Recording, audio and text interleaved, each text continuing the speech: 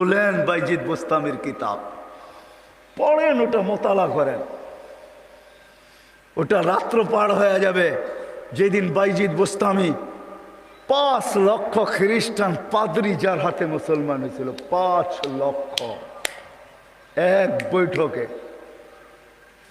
স্বপ্নে দেখা হয়েছিল, সমস্ত পাদ্রীদের মিলন মেলা ছিল। স্বপ্নে আল্লাহ দেখাইছিলেন যে বাইজিদ আজকে এদের পোশাক পরা ভিতরে ঢুকা যা, আমি কিছু করতে চাইতেছি। একবার, দুইবার, তিনবার স্বপ্নে দেখছেন।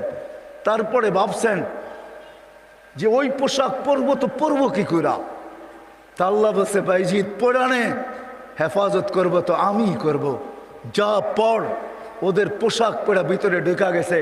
সবচেয়ে বড় পাদ্রী যখন স্টেজে বসছে তো তার চৌকি, তার চেয়ার হেলতে শুরু করছে, মুখ বন্ধ হয়ে গেছে।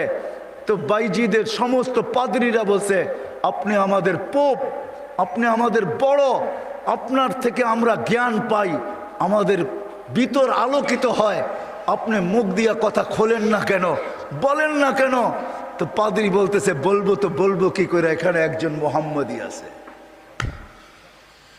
বলবো তো বলবো কি করে, এখানে একজন মোহাম্মদী বসে আছে, যার কারণে আমার চেয়ার হেলতেছে, আমার মুখ বন্ধ হয়ে আসতেছে।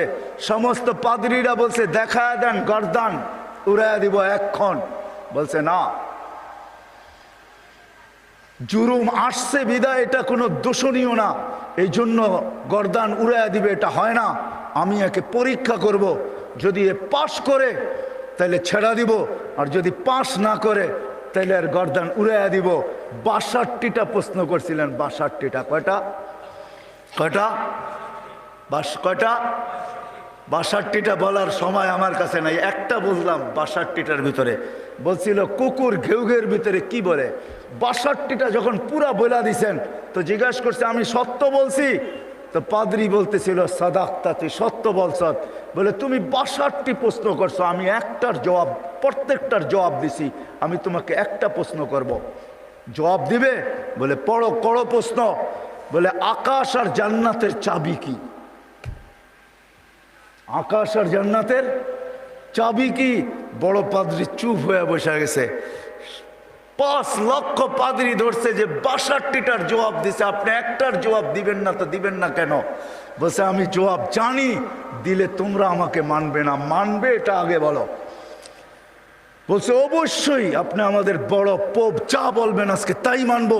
বলে জান্নাত আর আকাশের চাবি হইল লা ইলাহা ইল্লাল্লাহ মুহাম্মাদুর রাসূলুল্লাহ। 5 লক্ষ একবারে মুসলমান হয়েছে ওই বাইজিদ বোস্তামি রহমতুল্লাহ আলাইহির হাতে। হায় হায়, আবু হানিফার জানাজা দেখা 90,000 খ্রিস্টান মুসলমান হয়েছে। জানাজা দেখা, মুর্দা দেখা। ইমাম তাইমিয়ার জানাজা দেখা 50,000 খ্রিস্টান মুসলমান হয়েছে। আহমদ ইবনে হাম্বল রহমতুল্লাহ আলাইহি জানাজা দেখা 60,000 খ্রিস্টান মুসলমান হয়েছে। শুধু শুধু আহমদ ইবনে হাম্বল রহমতুল্লাহ আলাইহি বলেন নাই আমাদের জানাজা আমাদের সততার প্রমাণ। আমাদের সততার প্রমাণ হলো যে আমরা যে সত্য, এটার প্রমাণ হলো আমাদের জানাজা। 60,000 খ্রিস্টান মুসলমান হয়েছে মুর্দা দেখা। জিন্দা অবস্থায় কতটি হয়েছে আল্লাহ জানে। তো যেটা আমি বুঝাইতেছিলাম, ওইখানে আছে কুকুর কি বলে বলো।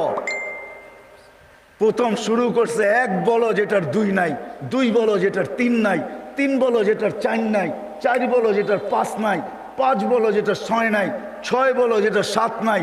এরকম 62টা প্রশ্ন করছেন। 62টা প্রশ্নের জবাব দিছেন বাইজিদ বুস্তামি রহমতুল্লাহ আলাইহি। আর বাইজিদ এমনি হয় নাই। ওনার আব্বা ছিলেন না। কাহিনী আমি অন্যদিকে চলে যাব। আমরা তো ছেলে পেলেকে বানাইতে চাই না, মাও আজকে বানাইতে চায় না, বাপও বানাইতে চায় না। আমরা বানাইতে চাই দুনিয়ার এডুকেটেড। রাগ হয় না, পায়ে হাত পড়ি। আপনি সাধারণ শিক্ষায় শিক্ষিত করতে চান, ঠিক না? জেনারেল শিক্ষার মানে কি? ডিকশনারিতে কি লেখা আছে জেনারেলের অর্থ বলো? যারা কলেজে পড়ছেন, স্কুলে পড়ছেন, বলেন জেনারেলের অর্থ কি? সাধারণ। সাধারণ কোনোদিন গৌরবের বিষয় হয় না। সাহাবাদের কাছে অসাধারণ ছিল, এই জন্যই তো ম্যাককে অনুগত্য করতে পারতেন। এই জন্যই সমুদ্রের উপর দিয়ে ঘোড়া দৌড়াইতে পারতেন। এই জন্যই তার বিহীন, প্রযুক্তিবিহীন 3000 কিলোমিটার দূরে কথা বলতে পারতেন, পাহাড় দেখাইতে পারতেন। সারিয়াতাল জাবাল, অসাধারণ বিদ্যা, এরা বিদ্বান ছিল। আমরা তো সাধারণ বিদ্যায় বিদ্বান হই, গৌরবের আর শেষ থাকে না। আমরা এডুকেটেড, আমরা জেনারেল শিক্ষায় শিক্ষিত। রাগ হয়ে যাবেন? একটা উদাহরণ দিই। আমাদের অবস্থা এরকম, এক ব্যক্তি জাপান থেকে গাড়ি কিনে আনছে, তো গাড়ির 3 দিকে জাপানি ভাষায় বড় বড় অক্ষরে লেখা। তো সে মনে করছে অনেক কিছু ভালো কথা লেখা হবে, বিদায় এটা কিনার পরে আর মোছে নাই, না মুছেই চালাইতেছে, লেখাটা আর মোছে নাই। একটা ক্রেডিটও তো আছে, ঠিক না? সামনের গ্লাসে তো লেখা যায় না, 3 দিকে লেখা, এটা চালাইতেছে। তো কোনো জাপানিজ আসছে বাংলাদেশে, তো ও আরেক গাড়ি দিয়া যাইতেছে, তো দেখতেছে ওই লেখা গাড়িটা সামনে দিয়া যাইতেছে, 3 দিকেই লেখা। তো মুস্কি মুস্কি হাসতেছে। তর্জমান জিজ্ঞাসা করতেছে, তুই হাসিস কেন? কই সামনের গাড়িটা দেখে হাসি। কই কেন, কি এটার ভিতরে? কয় যে 3 দিকেই তো লেখা, ও মোছে নাই কেন এটা? কয় তা তো বলতে পারবো না, ও এটাকে ক্রেডিট মনে করছে, জাপান থেকে লেখা আসছে, এত সুন্দর লেখা, এটা মুছার আর কি দরকার? আমি চালাই না, আমার মতো লেখাওয়ালা গাড়ি তো বাংলাদেশে একটাও নাই, ঠিক না? একটা বাবতও আছে, ঠিক না? পৃথকত্ব তো আছে আমার একটা। তো বলে যে এইটা দেখে হাসতেছি কেন জানিস? এই গাড়ির ভিতরে লেখা আছে তরকারি বেচার গাড়ি। কি লেখা আছে? পিছনেও লেখা তরকারি বেচার গাড়ি, ডাইনেও লেখা তরকারি বেচার গাড়ি, বামেও লেখা তরকারি বেচার গাড়ি। খালি সামনের গ্লাসে লিখতে পারে না, তাইলে লুকিং নষ্ট হয়ে যাবে, কেমনে দেখবে আর কেমনে চালাবে। আমরা আজকে সাধারণ শিক্ষায় শিক্ষিত হয়ে আমরাও গৌরব করতেছি, আমরা বড় এডুকেটেড। সাহাবা অসাধারণ শিক্ষায় শিক্ষিত ছিল। এটা আমার বুঝানোর ইচ্ছা না। বাইজিদ বুস্তামি রহমতুল্লাহ আলাইহ মার কোরবানির কারণে উনি বাইজিদ হয়েছেন, ওই কাহিনীর দিকে নিয়ে যেতে চাই না আপনাদেরকে।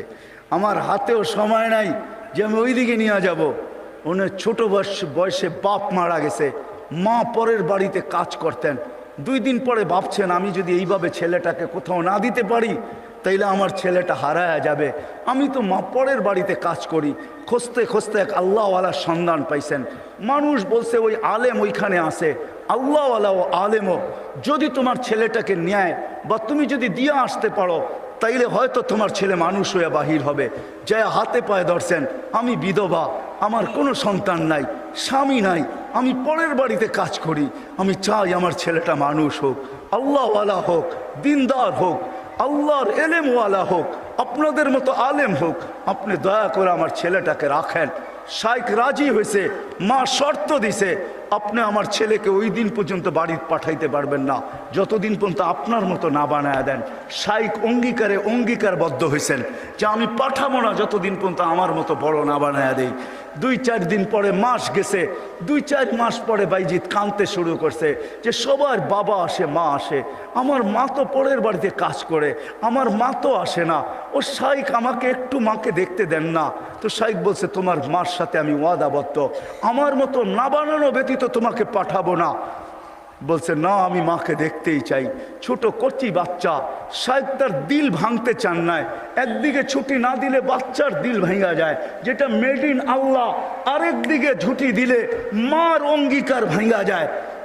শাইখ তখন বলছেন, বেটা ছুটি দিতে পারি, এতগুলো সবক যদি তুই আজকে আমাকে শুনাইতে পারিস, কোরআনের এতটুকু যদি মুখস্থ শুনাইতে পারিস। বাইজিদ বুস্তামি কোরআন নিছেন, হাত উঠায় দিছেন, মালিক মাকেই তো দেখতে যাব, কোরআন তো দিলের ভেতরে তুই জমায়া দিবি, তুই না দিলে তো আমি মুখস্থ করতে পারবো না।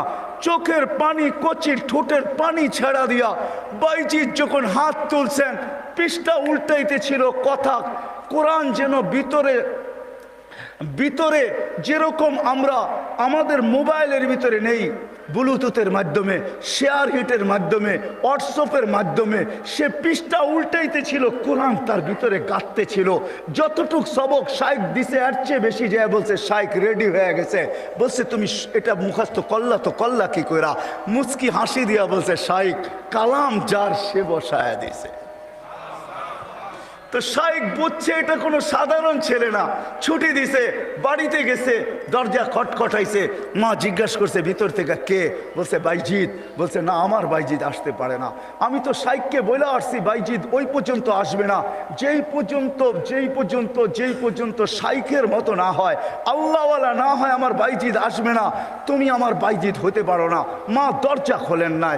মাও এরকম ছিল। এই জন্যই তো বলে মা যদি ফাতেমা হয় তো সন্তান হাসান হোসাইনি হয়, মা যদি ফাতেমা হয় তো সন্তান আব্দুল কাদের জিলানি হয়। মা যদি এরকম হয় তাইলে ছেলেও বাইজিৎ বুস্তামি হয়। বাইজিৎ ফিরে আসছে, এসে বলছে শাইখ আমাকে আর ছুটি দিবেন না। আম্মা দরজা খোলেন নাই। আম্মা মানতেই রাজি ছিল না যে আমি ওনার বাইজিৎ। একাধারে যখন 1 বছর 2 বছর 12 বছর কাটা গেছে, তার পড়া কমপ্লিট হয়ে গেছে।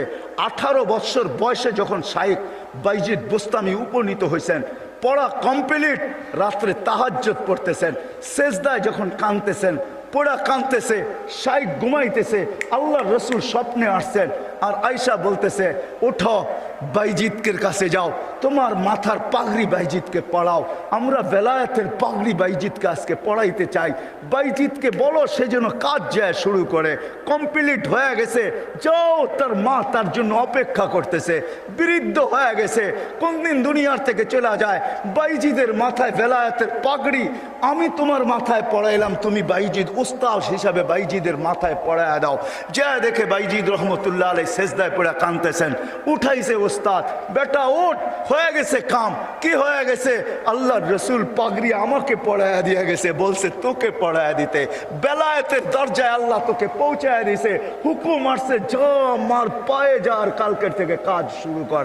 ওই দিন যা যখন দরজা খটখটাইছে, মা খুইলা জড়ায়া ধরছেন। আর খুইলা জড়ায়া ধরেন নাই, শুধু পানির গ্লাসের কথা আমরা শুনি, এটা তো কোনোদিন বাস্তবটা শুনি না। মা বুকে জড়ায়া ধরে নিয়া মাও দেখা ফেলছেন, মাও শুনা ফেলছেন। আল্লাহ রসুল মাকেও শুনায়া দিছে। মা বুকে জড়ায়া ধরে বলছে আল্লাহ যেটুক পৌঁছাইছ বাকিটুক আমার দোয়ার দ্বারা পৌঁছায় দে। ওই দিন থেকে বাইজিৎ অলিকুল শিরোমণি হয়ে গেছে। মা হাত তুলছেন। তো বাইজিৎ বুস্তামি রহমতুল্লাহ আলাইহির জীবনীর থেকে আমি বাহির হয়ে গেছি। ওনার জীবনী পড়া দেখেন, কুকুর পর্যন্ত আমাদেরকে সতর্ক করে চলে যেতে হবে, থাকা যাবে না, কেউ থাকবে না। হায় হায়, আমরা যাত্রী, যাত্রা আমাদের চলবান।